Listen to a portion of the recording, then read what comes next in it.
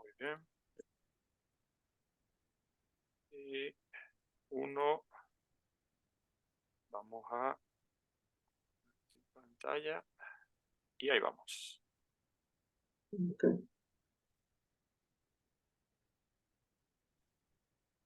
Bien, ¿están viendo la pantalla?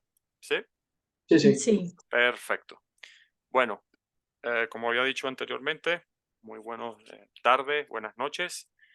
Vamos a el día de hoy con la conferencia mensual de la SOBG del mes de noviembre de 2023. Esta es la última conferencia del año y para esta oportunidad tenemos a dos tesistas de la Universidad Simón Bolívar, los cuales nos van a presentar sus trabajos. Cada presentación será de 20 minutos con 5 minutos de preguntas y tenemos a Leandro García y a Carla Acosta que nos estarán haciendo estas presentaciones dentro de un minuto. Pero queremos hacer además un anuncio de un evento especial que se va a tener para el 2024 y está relacionado con el proyecto GIAME de Geociencia Integral de los Andes de Mérida, el cual está siendo patrocinado por la SOBG y la Sociedad Venezolana de Geólogos. Es un proyecto que está siendo realizado por Fumbisis y vamos a tener durante los meses de abril, mayo y junio la ponencia de especialistas de primera línea acerca de diferentes proyectos que se han venido realizando en el GIAME. Como en abril 2024 tendremos Geodinámica de los Andes con el ponente el profesor Frano de Mar.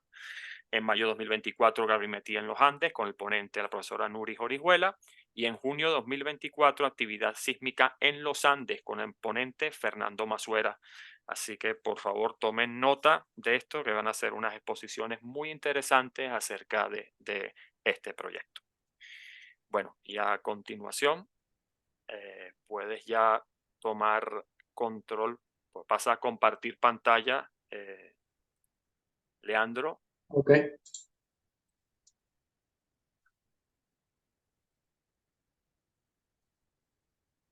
¿Tiene mi pantalla?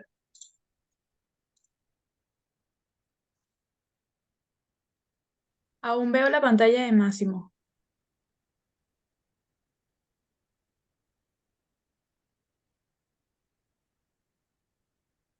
Ya dejé de compartir, ahora ya puedes, Leandro. Me dice Ok, que ahora está sí. cargando. Ahora sí, perfecto. ¿Sí? ¿Bien?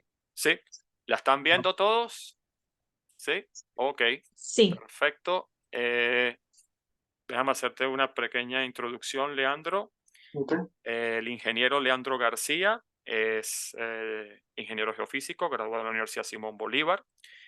Actualmente se encuentra en la isla de Malta, desde donde nos va a realizar la presentación.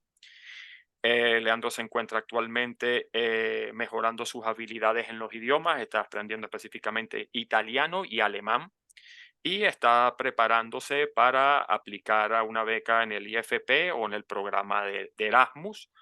Leandro se caracteriza por tener habilidades numéricas y analíticas bastante desarrolladas y además por ser una persona que le gusta la parte de la naturaleza y todo lo que conlleva la parte de la geofísica. Y a continuación nos va a hacer la presentación de su trabajo de tesis.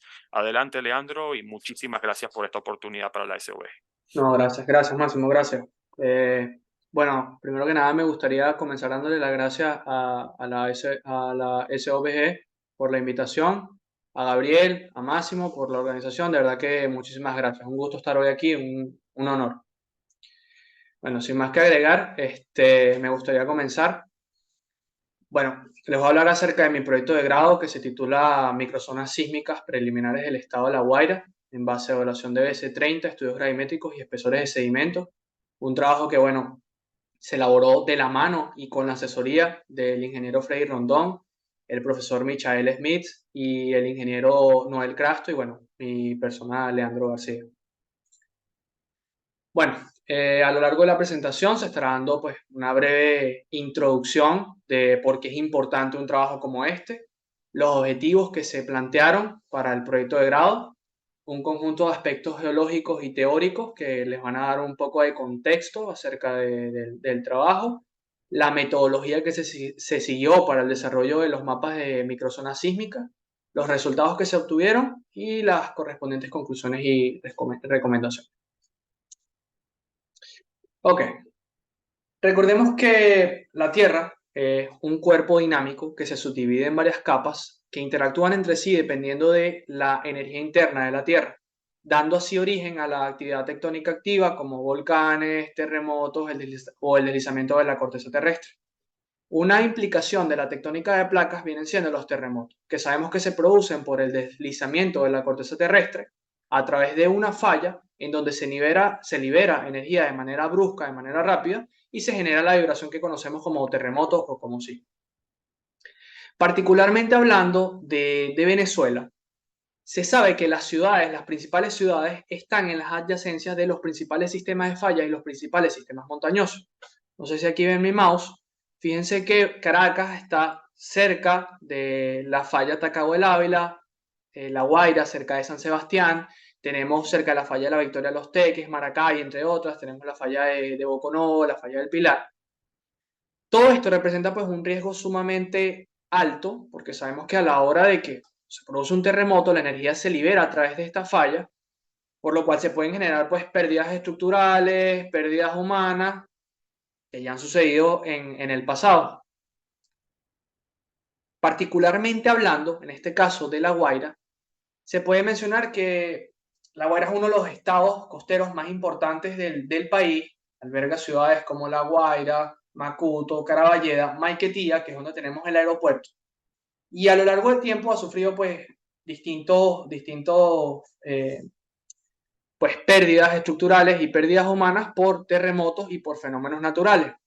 Bien, es el caso del terremoto del año 67 de magnitud 6.5, en donde hubo una pérdida de 10 millones de dólares, no fue solamente en La Guaira, también fue parte en Caracas.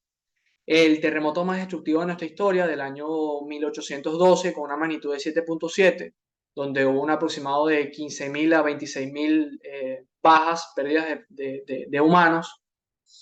Y bueno, también es bastante importante mencionar el conjunto de flujos torrenciales y deslizamientos que se generaron el 15 de diciembre del año 99 por el diluvio prácticamente diluvio que se produjo en esa época. Ahora, de aquí es donde yace la importancia de un trabajo como este, de la microzonificación sísmica. Porque la microzonificación sísmica, en esencia, lo que busca es disminuir esa amenaza sísmica en las ciudades. Principalmente lo que busca es medir o evaluar, bien sean altos o bajos, los niveles de amenaza sísmica, partiendo de un mapa de microzonas con la finalidad de mitigar los daños que se produzcan durante un evento como este. Para el trabajo se planteó lo siguiente: elaborar un mapa de microzona sísmica con base a BS30, estudios gravimétricos y espesores de sedimentos en el estado. De manera más específica, se planteó elaborar mapas de BS30 por topografía en el estado, partiendo de un modelo de elevación digital. Se buscó elaborar un modelo gravimétrico y generar mapas de espesor partiendo de los datos de un tesista de la Universidad Central, del que hablaremos un poco más adelante. Se buscaron identificar las fallas activas adyacentes a las localidades a partir de un mapa geológico que se generó de Audemars en el año 2002. Y bueno, por último, generar los mapas de microzonas sísmicas partiendo de la integración de todo lo que se obtuvo. Ahora bien, hablemos un poco de la geología de La Guaira. Aquí en la imagen se puede ver que hay un contraste, una interacción entre roca metamórfica y roca sedimentaria. Fíjense que donde tenemos pendiente, donde hay relieve, viene siendo parte de la cordillera de la costa, es donde tenemos la roca, donde se presenta la roca metamórfica, y hacia donde tenemos las localidades, La Guaira, Macuto, Caraballeda, Maiquetía, Catia la Mar, es donde está el cono aluvial, los sedimentos, donde no hay pendiente. Ahora, La Guaira se caracteriza por tener un relieve sumamente abrupto, con variaciones de 0 a 2.700 metros sobre el nivel del mar.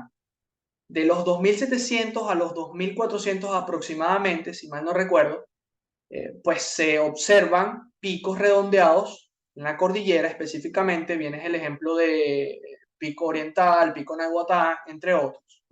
Desde los 2.300 metros sobre el nivel del mar hacia los 600, los 2.300, 2.400 hasta los 1.600, pues los ríos son un poco más encajonados y se observan pendientes de 40 grados aproximadamente, pues producto de la inclinación que se genera por la cordillera de la costa. Desde los 1.600 hasta los 300 aproximadamente, se logran evidenciar pues desniveles de 60 metros de altura, producto de los escarpes de falla que están ahí presentes en el estado, y desde los 0 hasta los 300, que es pues bueno, donde tenemos el cono aluvial, donde está Maiquetía, La Guaira y Macuto, pues las pendientes un poco más suaves, se presentan las planicies aluvionales y bueno. Ahora bien, ustedes ahora se preguntan, bueno, ¿qué unidades geológicas o qué asociaciones conforman la geología de La Guaira? En primer lugar, se tiene la Asociación Metamórfica de la Costa, que, pues bueno, está compuesta por el esquisto Estacagua y el mármol de Antímano. Se tiene la Asociación Metamórfica del Ávila, que está compuesta por el complejo San Julián, el augenés de Peña de Mora y el metagranito de Naiguatá. Y entre las unidades sedimentarias se tiene la formación La Playita, la formación La Sabana, que están hacia el este de la ciudad, hacia el este del estado, disculpen, el grupo Cabo Blanco y los conos aluviales. Ahora bien, ¿qué es un cono aluvial? Que es de las unidades más representativas, más importantes del trabajo. Recuerden, un cono aluvial es una unidad sedimentaria que se formó por el transporte y el depósito de material detrítico por la acción del agua. Esta se caracteriza pues porque tiene tamaños de grano de todo tipo, de arcilla, arena, limo, grava, entre otros. Ahora bien, entre los términos teóricos de relevancia, pues para facilitar el entendimiento del trabajo, se tienen BS30. BS30 es un enfoque alternativo que lo que hace es considerar la velocidad de onda de corte en los primeros 30 metros y considerando el talud topográfico, se genera una correlación entre los posibles valores de BS30 y la pendiente topográfica ante la falta de mapas geológicos, geotécnicos, entre otros. ¿Por qué podemos utilizar BS30 para un trabajo como este? Bueno, simple. Recordemos que la velocidad de onda de corte está relacionada a la rigidez, es decir, al módulo de corte y a la densidad del material por la que la velocidad se propaga. Por ende, a mayor pendiente topográfica, mayores valores de BS30 y viceversa. A menores valores de pendiente topográfica, menores valores de BS30. Ahora bien, ¿qué se utilizó pues para diferenciar, para clasificar esos valores de BS30 que se tuvieron en los mapas partiendo de un modelo de elevación digital? Bueno, se partió de la clasificación del suelo mediante el parámetro BS30 de Covenin en el año 2019, que describe 9 clases que van desde la A hasta la E, con velocidades que varían desde los 120 metros por segundo hasta los 1500 metros, inclusive más, metros por segundo. Ellos describen o parten de roca ígnea cristalina sin ningún tipo de fracturación, pasan ya a roca metamórfica dura con eventual fracturación, hablan de roca dura meteorizada o blanda, pasando también por arenas o gravas densas a medio densas, arcillas sumamente duras, hasta llegar a arenas sueltas o arenas limosas, arcillas sumamente blandas, que están propensas a saturación y pues durante un evento vibratorio, durante un terremoto, se pueden generar pues efectos de licuación. Ahora, ¿cómo se integró toda esta información para la generación de los mapas? Bueno, se utilizó la ecuación de Allen y Boole en el año 2007. Ellos lo que hacen es plantear este enfoque alternativo de S30, partiendo de la pendiente que se extrae de un modelo de elevación digital para poder cartografiar BS30. Aquí tienen el ejemplo de la ecuación que se coloca en ARGIS, específicamente en ARMA. De la misma manera, también se debe hablar sobre espesor sedimentario. Recordemos que, bueno, espesor sedimentario es, o se presume que es el espesor de una capa o de una unidad sedimentaria que se mide de manera perpendicular a la manera en cómo se depositó. Se presume que hay una depositación de sedimentos de manera horizontal. Por último, pero no menos importante, se tiene pues microzonificación sísmica, que como ya les mencioné, es una identificación detallada en una ciudad o un estado en la que se busca pues medir el nivel de amenaza, el nivel de riesgo sísmico y los efectos secundarios que se puedan producir en el suelo producto de un terremoto, con la finalidad de pues, tomar decisiones a la hora de hacer construcciones, a la hora de urbanizar una zona, considerando que, bueno, la finalidad del mismo es mitigar la cantidad de daños que se puedan generar a la hora de un terremoto. Ok, la metodología que se siguió. Bueno, se partió principalmente, o se generó una base de datos partiendo de tesis, de datos, de proyectos de grado, de papers, de trabajos que el profesor Michael Smith y el ingeniero Freddy Rondón me fueron ayudando, me fueron suministrando durante el trabajo. Una vez sentada la base de datos, se procedió a descargar un modelo de elevación digital de la página de la USGS con un tamaño de 256 por 256 megapíxeles. Una vez descargado el modelo de elevación digital, el mismo se integró en ArcGIS haciendo uso de la ecuación de Allen y Bolt y se generaron los mapas de BC30, para los cuales después, bueno, partiendo de la tabla de valores de Covenin, pues bueno, se clasificaron los valores y se obtuvieron unos mapas finales. Luego, se procedió a generar mapas de anomalía de Booger partiendo de los datos del el tesista de la Universidad Central, Ambrosio, en el año 2001, que si mal no recuerdo tenía 169 estaciones en Caraballeda, 122 en Macuto y 56, 55 en La Guaira. Una vez generados los mapas de anomalía de Booger, se generaron perfiles gravimétricos, que recordemos que los perfiles gravimétricos, bueno, en este caso se generaron en Oasis Montage. Lo que se hizo fue generar los mapas de anomalía Booger, colocar las estaciones y trazar perfiles que pasarán por la mayor cantidad de puntos posible y jugar con la curva de gravedad calculada y modelarla con los puntos de la gravedad observada para obtener pues, un modelo relativamente realista del subsuelo. Una vez obtenido todos estos perfiles, de los cuales se generaron 5 en Caraballeda, 4 en Macuto y 4 en La Guaira, se extrajeron todos esos valores a un Excel, se generó una tabla y se importaron a Surfer, en donde se hizo una interpolación de Kriging y se obtuvo el mapa de espesor sedimentario. De manera simultánea se generaron mapas geológicos con un mapa de Audemars en el año 2002. Se le integraron las fallas activas y las fallas inactivas, en este caso la de Macuto y la de San Sebastián. Se integró toda la información, es decir, los mapas de BC30, los espesores y los mapas geológicos y las fallas, y se obtuvieron los mapas de microzonas sísmicas. Ok. Bueno, aquí se tiene un ejemplo de los mapas de BC30. Fíjense, este es en Caraballeda, también está en parte de Carnaguarena. Fíjense que en este caso se observaron pues, 4 clases que iban desde 200 a 300 metros por segundo, 300 a 400 metros por segundo, 400 a 650 metros por segundo y valores que iban mayores a los 650 metros sobre segundo. Ahora, de manera general en los mapas de BC30 se observó que donde había mayores valores de velocidad era específicamente hacia donde había más pendiente, hacia donde había relieve, hacia donde teníamos las rocas metamórficas. Simultáneamente, de manera similar, para los mapas de anomalía de Booger, en este caso en Caraballeda, pues en este se observaron valores que iban de 59.7 a 76.5 miligares. Se observó que los mapas de isoanomalía de Booger tenían o presentaban mayores valores hacia el sur, hacia donde pues tenemos la cordillera, y a medida que nos acercamos hacia la línea de costa, hacia el aluvión, pues los valores iban disminuyendo. Aquí tienen un ejemplo de los mapas geológicos que se generaron. Fíjense que tenemos la falla de San Sebastián, la falla de Macuto, que se descartó posteriormente por una sugerencia de la profesora Luz Rodríguez, debido a que la falla de Macuto no se considera activa.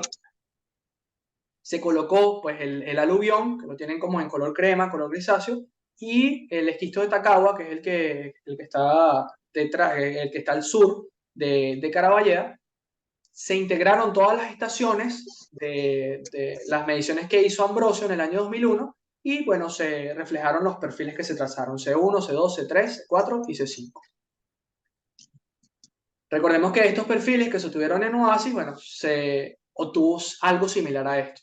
Recuerdan que les comenté que cuando uno está comenzando a trazar el perfil, uno tiene la curva de gravedad calculada, pues no se parece a nada a lo que es ahorita. Entonces uno va jugando con la curva, la acerca o la asemeja a la gravedad observada y se modela, se obtiene un modelo del subsuelo como este.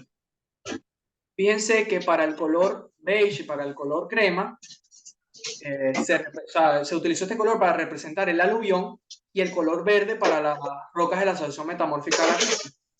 En general, para los perfiles se observaron densidades que variaban de 1.75 a 2.05 en el aluvión y densidades que variaban de 2.69 a 2.72 para las rocas metamórficas. Ahora, posterior a los perfiles, pues bueno, se tuvieron los mapas de espesor. Recuerden que lo que hicimos fue extraer todos esos datos de OASIS y se llevaron a Surfer, en donde pues nos hizo una interpretación de Kriging y se obtuvieron los mapas. Particularmente para Caraballeda se observaron espesores que iban de 0 a 480 metros de profundidad, para Macuto de 0 a 290 y para La Guaira de 0 a 250 metros de espesor de profundidad. Bien, aquí tenemos, bueno, parte de los productos finales. Este es el mapa de microzonas sísmicas de Caraballeda. Fíjense que se tuvieron 4 grupos de microzonas, MS1, MS2, MS3 y MS4, cuyo el más grande en este caso vendría siendo el grupo MS2, que se caracterizaba por velocidades que iban desde los 400 a 650 metros por segundo, con espesores que iban de 0 a 420 metros de profundidad aproximadamente. En color verde y con velocidades mayores a 650, pues se habla de roca metamórfica. El grupo MS3 con velocidades que iban de 300 a 400 metros por segundo, con espesores que iban de 150 a 480 metros de espesor, y el grupo que pues representa mayor amenaza sísmica en esta zona, hacia Playa Sheraton específicamente, velocidades que iban de 200 a 300 metros por segundo y espesores que iban más allá de los 400 metros de espesor. Para el caso de Macuto, el grupo más grande vendría siendo el grupo MS2 con velocidades que iban de 400 a 650 metros por segundo, con espesores que variaban de 0 a los 290 metros de espesor. El grupo de mayor relevancia en esta zona, o el que podría representar mayor riesgo, vendrían siendo hacia Playa Macuto y hacia el Club Unión Canarias de La Guaira. Hacia Playa Macuto se observaron pues profundidades de 150 a 250 metros de espesor con velocidades de 300 a 400 metros por segundo, y hacia la Unión Canarias, el Club Unión Canarias de La Guaira, espesores que pasaban los 250 metros de espesor. Ahora bien, para La Guaira, pues no se observaron zonas de mayor riesgo debido a que el grupo que conforma prácticamente toda la ciudad estaba caracterizado por velocidades que iban de 400 a 650 metros por segundo y espesores que variaban de 0 a 250 metros. Ahora bien, ojo, y hago énfasis acá. Esto fue lo que se obtuvo en el trabajo, pero acá no se están considerando ni deslizamientos ni flujos torrenciales, ya que no se tiene ningún tipo de información en La Guaira que se pudo integrar en el trabajo. Ahora bien, ¿qué se concluyó de todo? De manera principal se observó el aumento de velocidades de onda de corte en los primeros 30 metros de espesor. Se observaba desde el sur hacia el norte, siempre, desde el norte hacia el sur. Se observaba un aumento de las velocidades. No sé si recuerdan el mapa que les mostré de BC30. Fíjense que a medida que nos desplazábamos desde el sur hacia el norte, las velocidades iban disminuyendo debido a que la pendiente disminuía. Para el caso de los espesores de sedimento, los mismos aumentaban desde el sur hacia el norte, es decir, desde donde teníamos la roca metamórfica hacia la línea de costa, hacia donde está el cono aluvial. Solamente se puede decir esto para Caraballeda, Macuto y La Guaira porque era de donde se tenían datos de gravimetría. De manera general, en los mapas de microzonas se observa que las zonas que presentaban mayor espesor de sedimentos presentaban a su vez menor valor de BS30 en la parte norte, hacia la línea de costa, es decir, hacia Playa Sheraton, hacia Playa Macuto, hacia el Club Unión Canarias de La Guaira. De la misma manera, se observó que la única falla activa o de relevancia es la falla de San Sebastián, y también se concluyó que bueno, hay una interacción constante entre la cordillera de la costa y el cono aluvial, es decir, roca metamórfica y roca sedimentaria.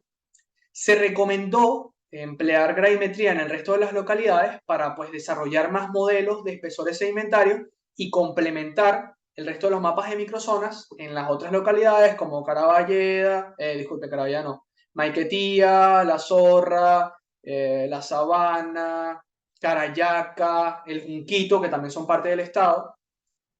Y de la misma manera, pues bueno, se recomendó emplear otros métodos geofísicos que permitan verificar y calibrar todos los resultados que vienen de BC30 por topografía, porque recuerden que todo esto se extrajo de un modelo de elevación en digital, por ende pues se pueden acarrear errores, se pueden traer errores y no necesariamente pues los resultados puedan ser del todo exactos. Entonces es de suma importancia pues complementar lo que se hizo.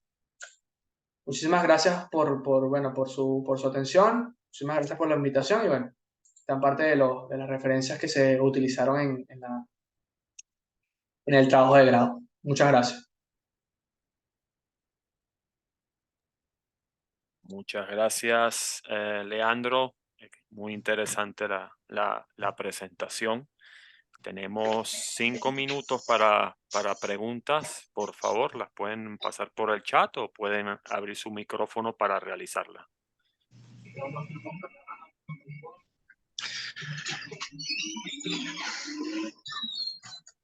Hola, Leandro, una pregunta por aquí, Gabriel.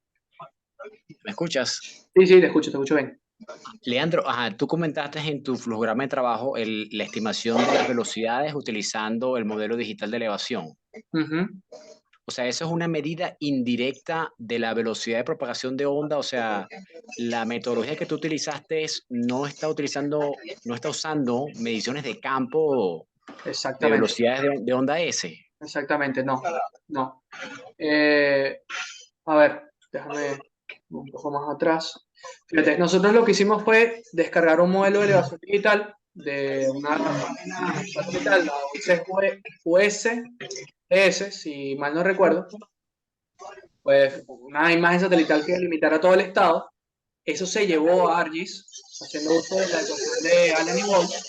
Se extrajo un pendiente y se obtuvo un mapa de BC30 preliminar por topografía, que luego, posteriormente, se le integró pues, la clasificación de Covenant y se obtuvieron los mapas de BC30 finales. Nosotros no teníamos prácticamente nada de datos para esta tesis, solamente pues, los que se obtuvieron de la tesis de Ambrosio y bueno, lo que te estoy comentando ahora.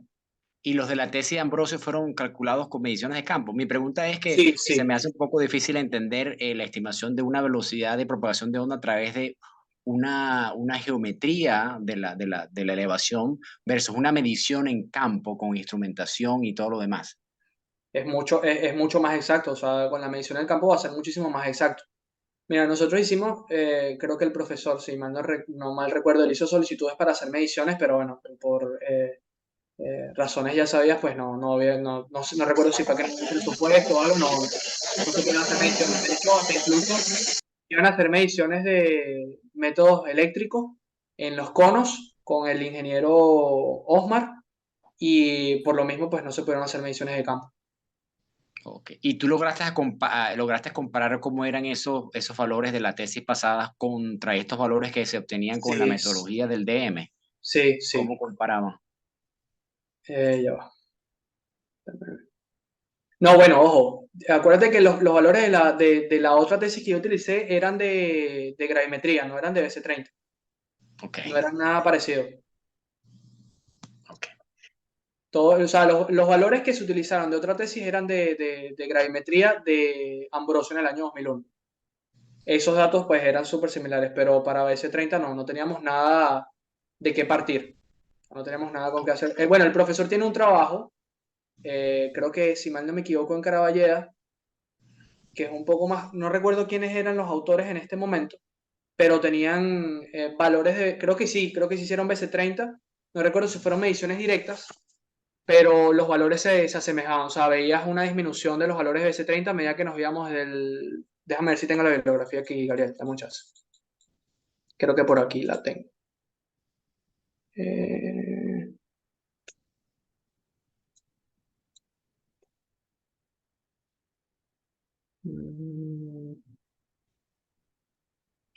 Está acá, la del año 2011. Esta. Pero esos valores de BC30 solamente se tenían para Caraballeda, Macuto y La Guaira. Solamente se tenían valores ahí. Yo hice algo un pelo más grande. Yo hice un pelo más grande para el estado. Gabriel, no sé si te puedo aclarar un poco esa idea. Por favor. ¿Escuchan? Sí. Sí, fíjate, cuando iniciamos esa tesis realmente teníamos toda la esperanza que vamos a hacer mediciones de campo justamente para determinación de BS30, para determinación de los espesores de sedimentos con método sísmico en varios de los conos que finalmente Leandro trabajó en su tesis. Lamentablemente, cuando llegó la hora de la verdad, no logramos asignación de los fondos y realmente la tesis la tuvimos que hacer basado en dos partes. Por un lado, en la recopilación, la integración de la información existente que hemos hecho, sobre todo en los años 2000, 2001, después de los deslaves, hemos trabajado ahí abajo en La Guaira.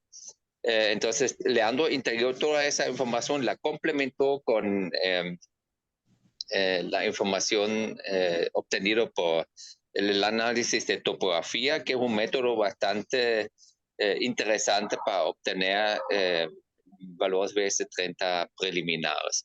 Y después hizo el modelado gravimétrico para determinar las profundidades de los sedimentos hasta la roca. Realmente la presentación de su trabajo en el Congreso Geofísico y de Geociencias de este año motivó nuevamente que nos activamos presentar o formular un proyecto de microzonificación que contempla mediciones in situ sísmicas y finalmente yo creo que la semana pasada entregamos ese proyecto al FONACYT y estamos esperando que nos asignen los recursos para hacer ese estudio y ahí obviamente nos vamos a apoyar mucho en toda la información que recopiló Leandro. Muchas gracias por la aclaración, muchas gracias por la presentación, Leandro. Perfecto. ¿Tenemos todavía un poquito de tiempo más? ¿O alguna otra pregunta para Leandro?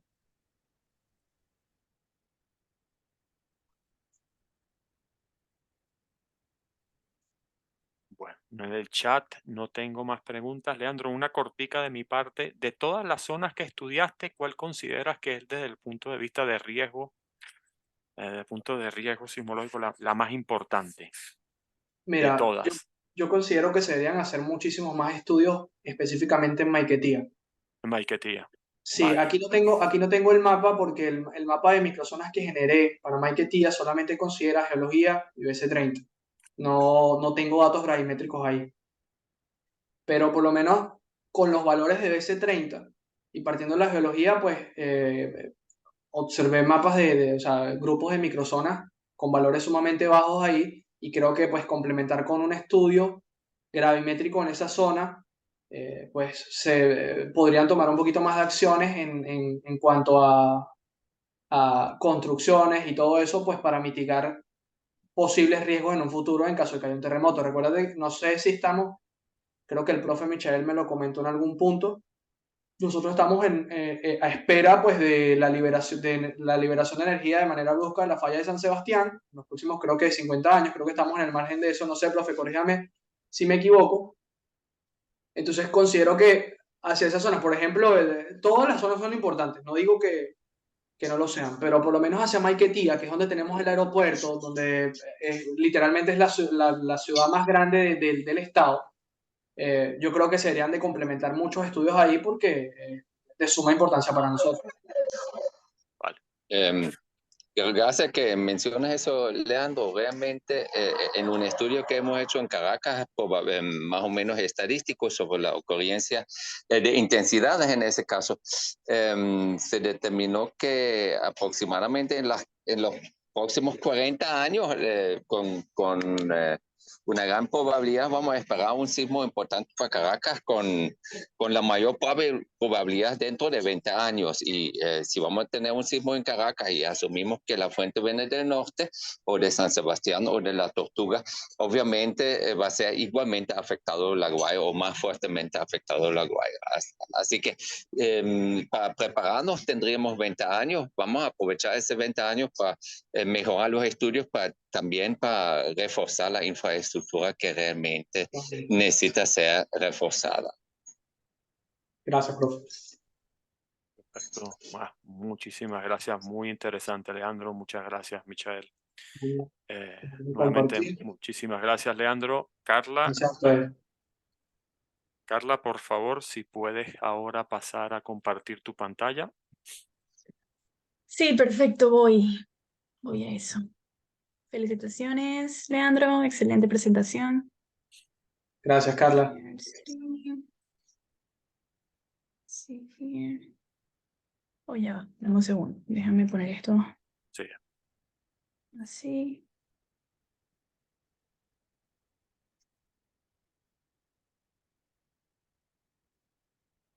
Presentación. ¿Pueden ver? Sí, estamos viendo ya la slide principal. Ok, perfecto. ¿Estás lista, Carla? Voy a pasar a presentarte. Perfecto. Antes que nada, muchísimas gracias por tu disponibilidad para la presentación. Carla Costa es ingeniero geofísico graduada en la Universidad Simón Bolívar en el año 2020. Actualmente está cursando una maestría en geociencias en la Universidad de Calgary, en Canadá. Así que bueno, de la isla de Malta estamos pasando en estos momentos al otro extremo, al oeste de Canadá. Y Carla tiene experiencia en el campo de la geofísica en la exploración, con énfasis en la interpretación de datos sísmicos 2D y 3D, análisis de atributos sísmicos y análisis de registro de pozos. Además, tiene intereses profesionales en todo lo que concentra, lo que se relaciona, con el DAS, el Distributed Acoustic Sensing. Y Carla se define como una persona apasionada por las actividades al aire libre, la naturaleza, la lectura, el baile y las actividades extremas. Carla, tienes 20 minutos para la presentación y 5 para preguntas acerca de tu presentación de la limitación de la secuencia Runaway, campo Bonesville, Texas, combinando análisis de similitud y redes neuronales. Adelante. Ok, bueno, buenos días, buenas tardes, buenas noches. Sé que estamos en distintas partes del mundo. Gracias, Gabriel, por la invitación y gracias, Máximo, por la introducción. Feliz de participar en esta conferencia mensual de la SOBG. Pues, como ya saben, mi nombre es Carla Costa y el día de hoy voy a presentarles parte de lo que fue mi proyecto de grado en la Universidad Simón Bolívar en el año 2020. En esta oportunidad hablaré sobre la delimitación de la secuencia Runaway del campo Bonesville, Texas, combinando análisis de similitud y redes neuronales. Este proyecto fue en colaboración con la profesora Milagrosa Aldana y la profesora Ana Cabrera. Bueno, les voy a dar una pequeña introducción sobre el tema, luego hablaré sobre el área de interés y los datos utilizados, las técnicas utilizadas que comprenden el análisis de similitud y las redes neuronales no supervisadas, y los resultados que obtuve y finalmente una conclusión. Bueno, las conclusiones. Bueno, el análisis de atributos sísmicos es un procedimiento estándar en la caracterización de yacimientos porque ayuda visualmente a caracterizar o cuantificar ciertas características para predecir propiedades de los reservorios. Además, los atributos sísmicos son de gran utilidad para observar relaciones y patrones que de otra forma no son observables en el volumen sísmico y que pudiesen estar relacionados a características estratigráficas, estructurales o de yacimiento.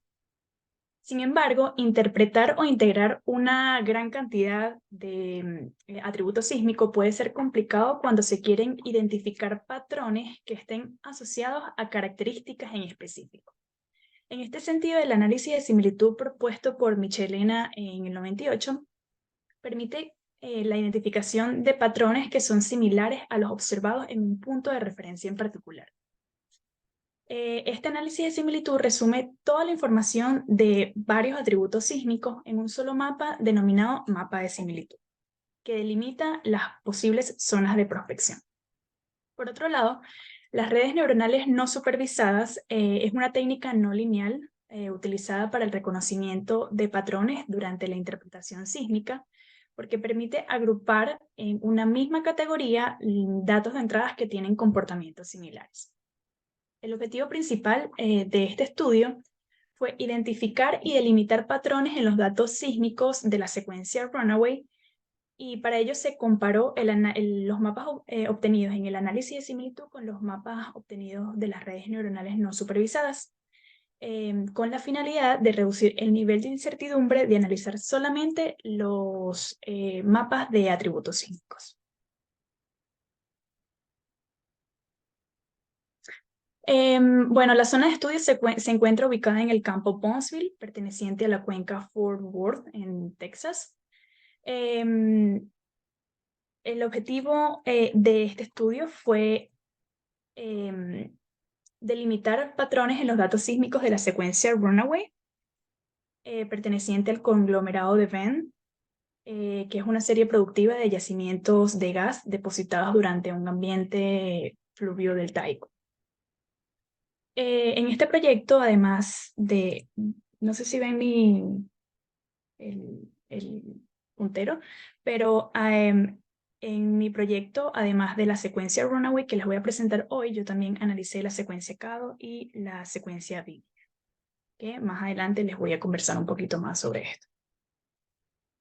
Los datos sísmicos utilizados abarcan un área de 14 kilómetros cuadrados y forman parte de un gran conjunto de datos de 67 kilómetros cuadrados de sísmica 3D, adquirida por el Programa de Recuperación Secundaria de Gas.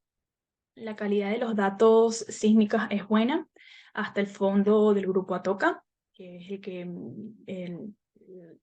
lo que estudié. Y a partir de la secuencia Runaway, se empiezan a reflejar la presencia de colapsos kársticos que se extienden a mayores profundidades.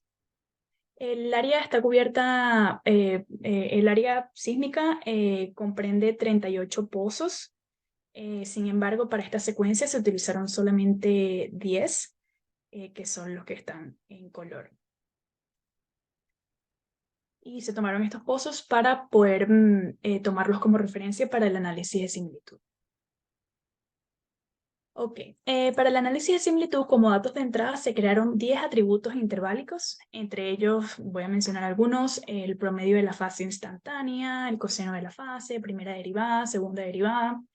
Eran los atributos sísmicos que el software que utilicé, que es OpenDetect, tenía disponibles. Y estos atributos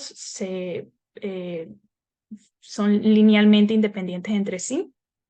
De esta manera no se incluye en los datos información redundante. Para esta rutina, el código estaba desarrollado por Michelena.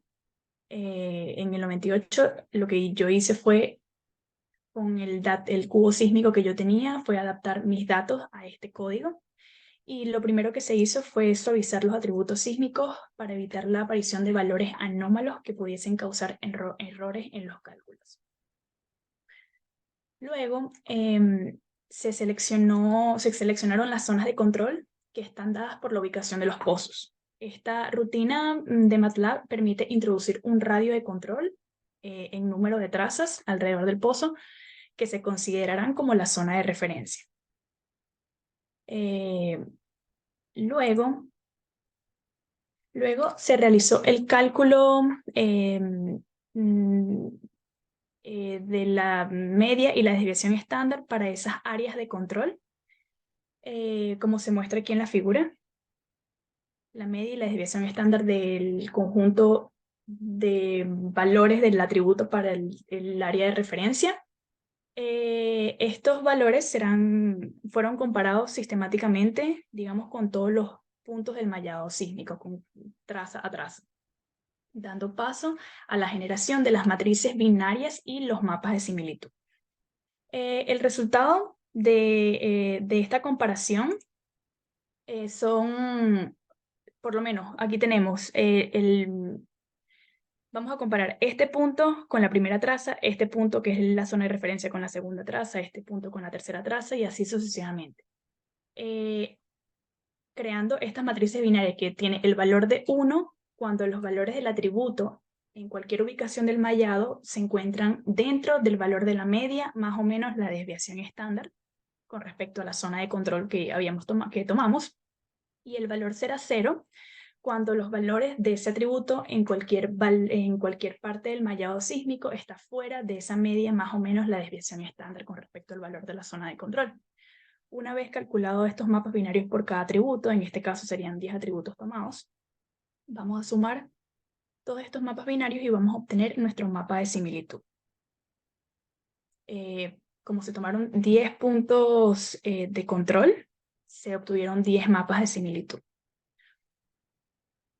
Entonces, como resumen, para el análisis de similitud, digamos el proceso, se tomaron los atributos interválicos, se suavizaron, se tomaron 10 puntos de referencia correspondientes a 10 pozos, entre ellos 3 pozos secos.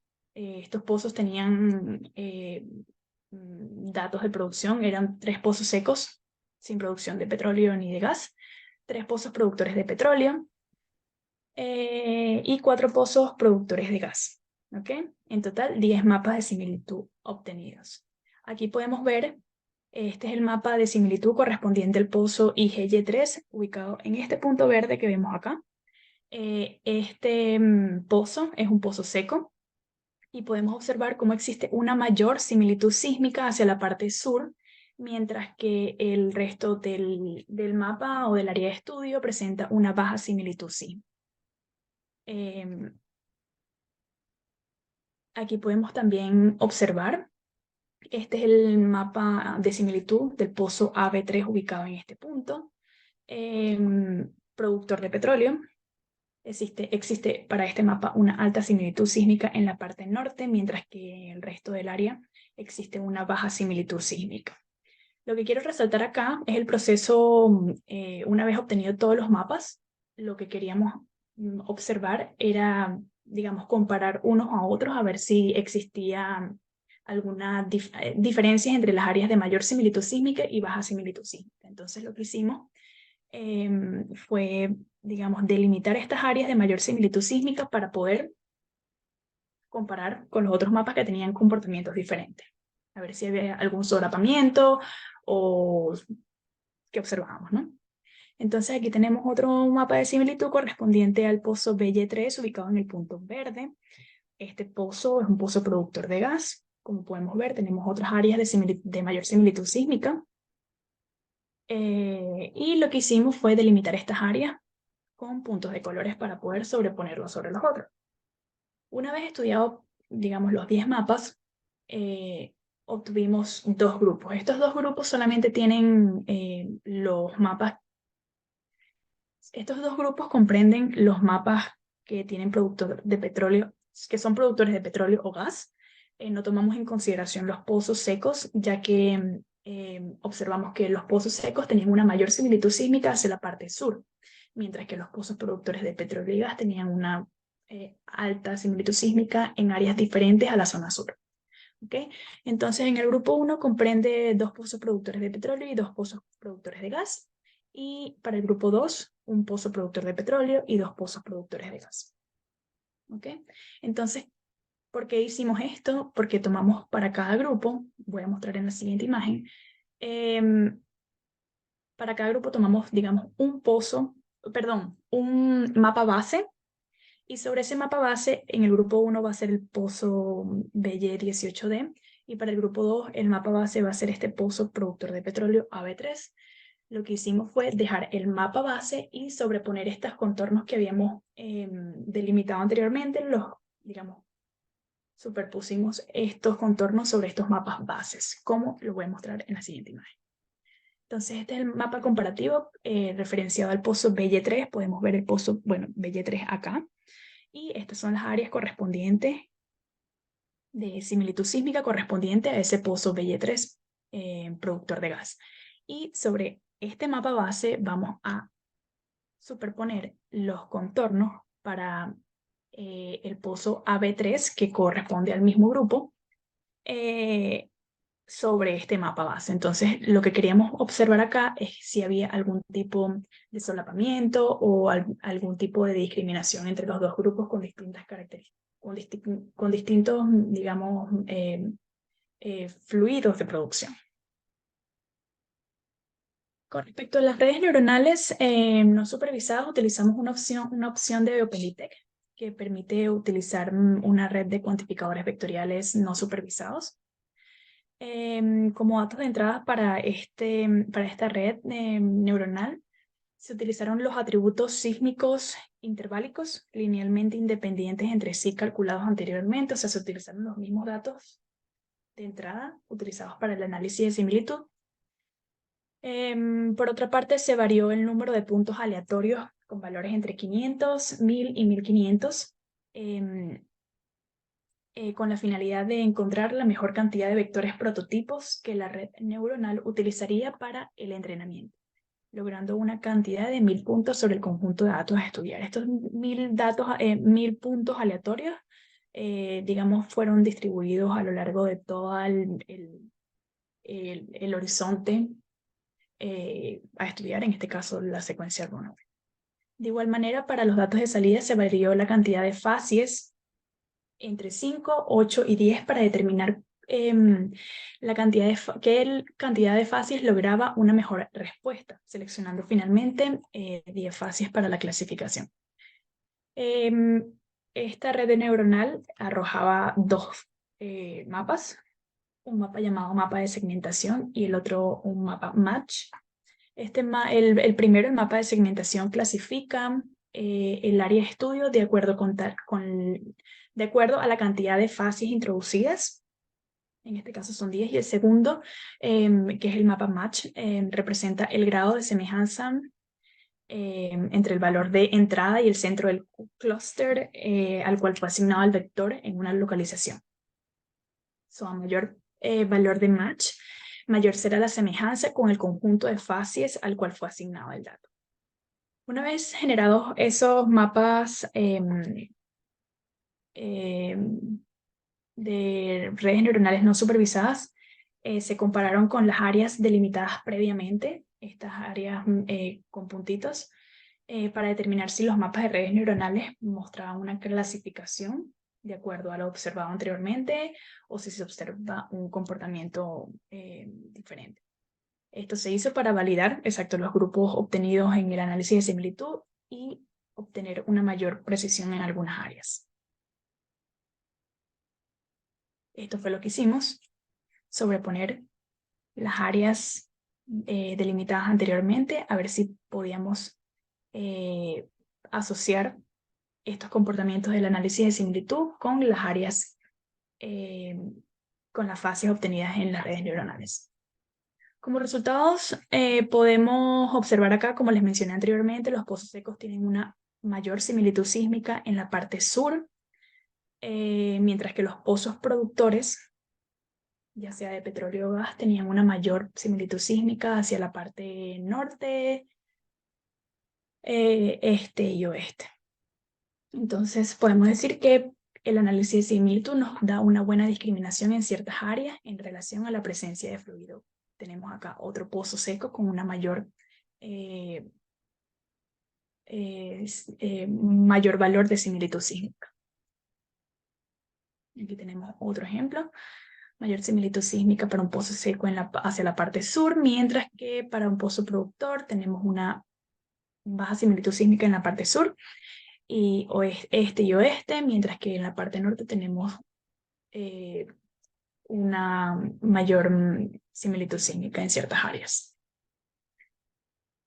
Como les había comentado, habíamos dividido, digamos, nuestro análisis en dos grupos, el grupo 1 y el grupo 2, con sus áreas delimitadas. Como había mencionado anteriormente, este es el mapa base para el pozo BY, para el grupo 1, BY18D. Vamos a tener las áreas de similitud sísmica, de mayor similitud sísmica con respecto a este pozo. Mientras que para el grupo para el grupo 2, tenemos las áreas de mayor similitud sísmica para el pozo AB3. Rellenando estos contornos para que se vea mejor, podemos observar que las áreas azules comprenden, son las áreas sísmicamente similares para los pozos productores de petróleo, mientras que las áreas rojas son las áreas de mayor similitud sísmica para aquellos pozos productores de gas. Con respecto al grupo 2, podemos observar también una mayor similitud sísmica para este grupo en la parte norte. Sin embargo, no existe ningún tipo de solapamiento en estas áreas y existe una buena discriminación, digamos, en esta zona. Ok, entonces podemos decir que tenemos una buena discriminación de acuerdo al tipo de fluido presente en el reservorio. Sin embargo, este mapa que muestro acá son la superposición de los pozos productores de gas. Aquí no tenemos los pozos productores de petróleo. Entonces, si nos damos cuenta, digamos que no existe ningún tipo de... Las áreas sísmicamente similares de alta similitud sísmica para estos dos grupos de pozos productores de gas son diferentes y existe una buena delimitación en estas zonas en donde pudiesen ser iguales, digamos. Los resultados obtenidos para las redes neuronales no supervisadas, lo que hicimos fue solapar estas áreas interpretadas anteriormente y podemos observar por lo menos para el grupo 1 que la fase, en este caso, las fases obtenidas para las redes neuronales no supervisadas corresponden a las fases verdes, mientras que para este grupo de gas, de pozos productores de gas, existe una mezcla entre las fases color amarillo y color verde, mientras que para el grupo 2, los pozos productores de gas, tenemos solamente la fase color amarillo. Y en esta parte del mapa de error, que es el mapa match, tenemos, digamos, también una discriminación no tan limpia como lo esperábamos, pero porque tenemos como que distintas fases involucradas. Igual para este grupo de gas, bueno, aquí tenemos una mayor en esta área también tenemos una mejor respuesta, sin embargo aquí y acá no es como tan limpia. Como conclusiones, para concluir, bueno, la buena delimitación en zonas de similitud sísmica referenciada a los pozos con diferentes características de producción, pozos productores de petróleo y gas, sugiere que el análisis de similitud está aportando información en la secuencia Runaway sobre la presencia de fluido y el tipo de fluido gas o petróleo. Sin embargo, el análisis de estos mapas implica la posible influencia de otro factor implícito relacionado probablemente a la litología o ambiente sedimentario, ya que no todos los pozos productores de un solo tipo de fluidos, de gas o petróleo, presentan la misma respuesta en los mapas obtenidos. Con respecto a los mapas de redes neuronales, se aprecia que estaría aportando, digamos, una no perfecta respuesta ni una perfecta delimitación, pero es importante mencionar que por lo menos en esta secuencia empezamos a ver la litología se empieza a ver afectada también por los colapsos kársticos. Entonces esto podría estar afectando también los resultados en esta secuencia. La combinación de ambas metodologías permitió observar patrones en los datos sísmicos que a simple vista no son posibles notar. Y es una buena manera para como poner atención en ciertas áreas en específicas del área que estamos estudiando. Es importante combinar esta información de los análisis de similitud y las redes neuronales con datos litológicos, sedimentarios, petrofísicos o de producción, ya que permite obtener una mejor caracterización del área. Ya sé que estoy sobre la hora, pero voy a dar una pequeña, antes de cerrar, quisiera reforzar estos resultados obtenidos con lo que obtuve en la secuencia, como les mencioné anteriormente. Yo, además de la secuencia Runaway que estudié la secuencia Vinegar y también la secuencia Cao. La secuencia Vinegar está muy afectada por la presencia de los colapsos kársticos, la sísmica no era tan buena y la cantidad de datos de pozos no era óptima. Con la secuencia Runaway tampoco tenía, digamos, suficientes datos de pozo.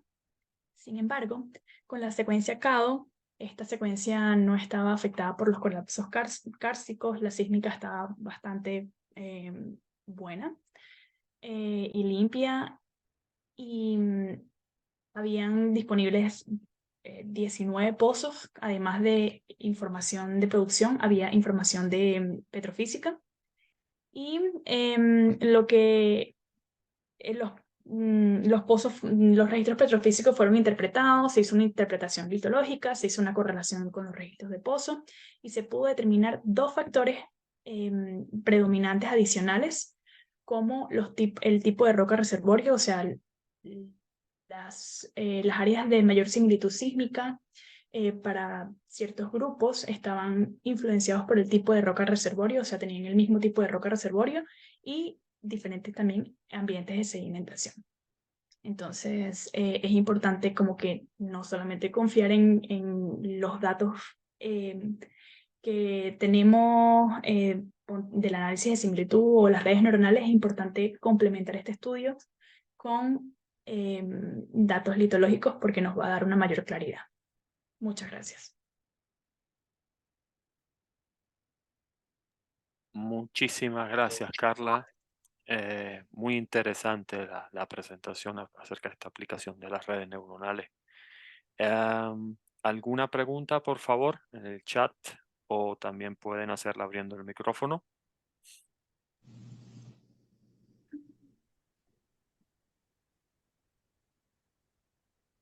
Hola, Carla.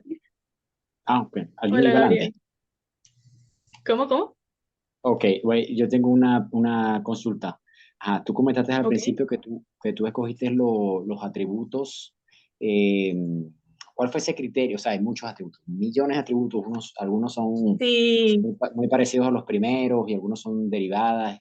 ¿Cómo tú escogiste esos atributos y cuántos atributos escogiste? ¿Pudieras comentarnos un poquito más al respecto? ok, sí, perfecto. Yo elegí los atributos, yo esa pregunta la tenía cuando estaba como que en ese proceso, ok, ¿qué debería utilizar? Si debería utilizar ciertos atributos sísmicos, porque ciertos atributos sísmicos me están dando información específica sobre fallas o sobre diferentes eh, resultados que nos pueda arrojar la sísmica. Yo utilicé los que estaban disponibles en el software, no eran muchos. Creo que eran como, en ese momento, ponte unos 10, pero como yo estaba trabajando sobre un intervalo, yo lo que hice fue tomar el valor RMS sobre ese intervalo o el promedio del intervalo que estaba tomando de cada atributo. No utilicé un criterio en específico como que, mira, no voy a tomar en cuenta este atributo porque solamente me está tomando en cuenta si tengo alguna discrepancia en la sísmica que me pudiera estar dando una falla. Simplemente tomé los que el software tenía disponibles. Ok. ¿Y el algoritmo que trabajaste era un algoritmo OpenDetect o era un algoritmo que trabajaste afuera en MATLAB? Para el análisis de similitud era un algoritmo en MATLAB, y para las redes neuronales no supervisadas era una opción que tenía OpenDetect disponible. Ok. Gracias, Carla. Muchas gracias. Perfecto. ¿Alguna otra pregunta? Pueden abrir su micrófono.